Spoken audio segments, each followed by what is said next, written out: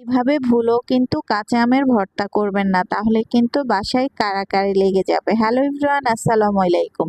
এই যে দেখছেন আমগুলো, এই আমগুলো কিন্তু আমার নানু বাড়ি থেকে আমাদের জন্য পাঠিয়েছে। আর আমার ভাবি নিজের হাতে আমাদেরকে আমগুলো ভর্তা করে খাইয়েছে।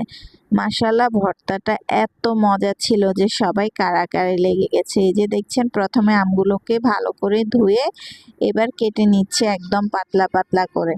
এরপরে আমগুলো নিয়ে এসেছি ভর্তা করার জন্য। প্রথমে দিয়ে দিয়েছি শুকনা মরিচ, তারপরে দিয়ে দিচ্ছি পরিমাণ মতো লবণ, আর এখন দিয়ে দিবে স্বাদ অনুযায়ী চিনি। এগুলো দিয়ে শুকনা মরিচটাকে ভালো করে কষলে নিচ্ছে, তারপরে কিন্তু এগুলোকে মাখাঝাকা করা হবে। এরপরে মাখা হয়ে গেছে। এই যে দেখেন কি লোভনীয় লাগছে, খেতেও কিন্তু অনেক মজার ছিল। আর সবাই মিলে তো এক নিমিষে আম ভর্তাটা খেয়ে শেষ করে ফেলেছে। দেখেন আর এইরকম আম ভর্তা দেখে কার কার জিভে জল এসেছে অবশ্যই কিন্তু কমেন্ট করতে ভুলবেন না। আজকের ভিডিও এই পর্যন্ত। সবাই ভালো থাকবেন। আল্লাহ হাফেজ।